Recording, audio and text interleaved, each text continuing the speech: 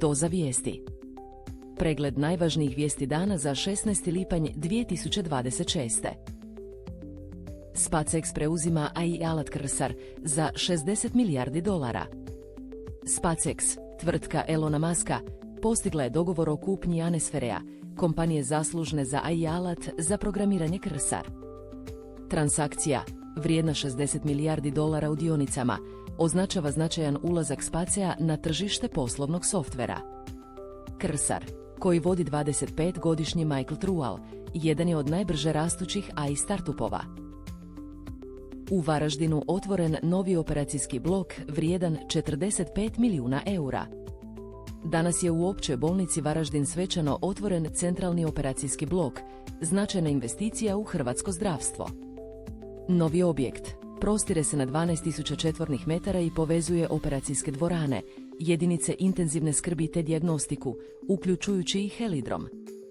Ukupna vrijednost projekta iznosi više od €45 milijuna, od čega je €43 milijuna osigurano iz bespovratnih sredstava Europske unije kroz Nacionalni plan oporavka i otpornosti, dok je €2 milijuna osigurano iz proračuna Varaždinske županije. Otvorenju su nazočili premijer Andrej Plenković, državni tajnik u Ministarstvu zdravstva Tomislav Dulibić, župan Anđelko Stričak i ravnatelj bolnice Damir Poljak. Izraelsko ministarstvo demantira ministra Smotriha oko sporazuma iz Hebrona. Izraelski ministar financija Bezalel Smotrich objavio je da je poništio sporazum iz Hebrona, postignut 1997. godine. Prema njegovoj objavi, brojne ovlasti u Hebronu i na njegovim svetim mjestima trebale bi se vratiti pod punu odgovornost države Izrael, umjesto palestinske općinske uprave. Međutim, Izraelsko ministarstvo vanjskih poslova demantiralo je Smotriove tvrdnje. Palestinski predsjednik Abbas izjavio je da Smotrich pokušava izazvati nerede na zapadnoj obali. SAD i Iran potpisuju sporazum o okončanju rata u petak u Švicarskoj. Sjedinjene Američke Države i Iran postigli su dogovor o prekidu rata, a službeno potpisivanje predviđeno je za petak u Švicarskoj. Potvrdu sporazuma objavili su pakistanski premijer Shehbaz Sharif i američki predsjednik Donald Trump. Postignuti dogovor uključuje trenutačan i trajan prekid vojnih aktivnosti na svim bojištima, otvaranje Hormuškog tjesnaca bez naplate prolaza te ukidanje američke blokade iranskih luka. Pregovori o iranskom nuklearnom programu nastavit će se dodatnih 60 dana. Srbija i MOL potpisali ugovor o upravljanju ENIES-om. Čeka se odobrenje SAD-a, srbijanska vlada i mađarski MOL potpisali su ugovor o budućem upravljanju naftnom industrijom Srbije, ENIES. Sporazum je potpisan u Beogradu, a njime se uređuju budući odnosi između države i MOL-a ako mađarska kompanija uspješno preuzme 56,15% udjela Gazpromnjefta u ENIES-u. Potpisivanje ugovora dolazi uoči isteka roka koji su američke financijske vlasti, OFAC, dale za postizanje dogovora o dionicama ENIES-a obuhvaćenim sankcijama. Ugovor stupa na snagu samo ako MOL i Gazpromnjeft postignu kupoprodajni dogovor, te ako ga odobri OFAC. Prema sporazumu, Srbija će kupiti dodatnih 5% dionica ENIES-a, a rafinerija u Pančevu nastavit će raditi u postojećim kapacitetima najmanje 10 godina. Hrvatska bilježi rast BDP-a i pad nezaposlenosti, oporba kritizira inflaciju. Državni tajnik iznio je podatke o pozitivnim ekonomskim pokazateljima za 2025. godinu, uključujući rast bruto domaćeg proizvoda i pad nezaposlenosti.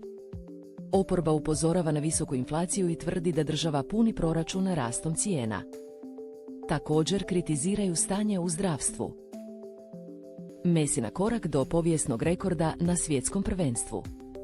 Lionel Messi, kapetan argentinske nogometne reprezentacije, sprema se za svoj 200. nastup u dresu s državnim grbom.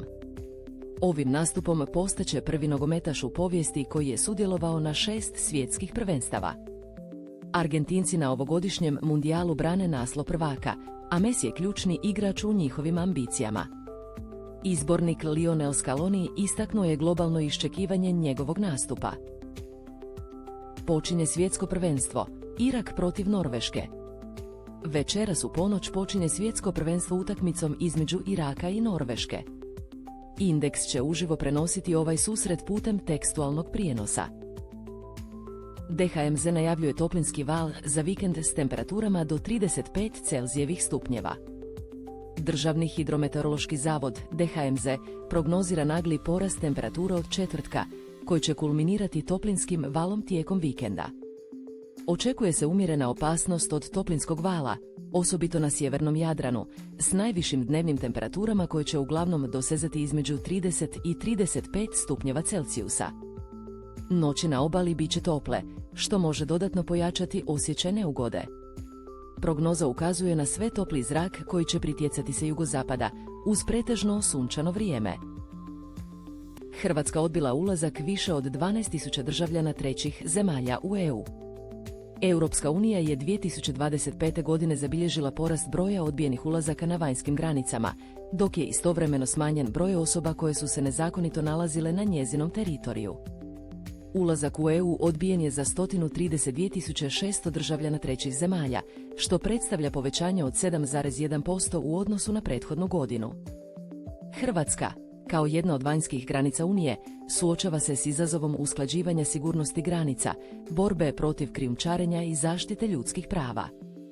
Broj državljana trećih zemalja zatečenih u nezakonitom boravku smanjen je za 21,7%, s 918.525 u 2024. na 719.395 u 2025. godini. Hvala na gledanju. Pretplati se za dnevnu dozu vijesti i posjeti Doza News.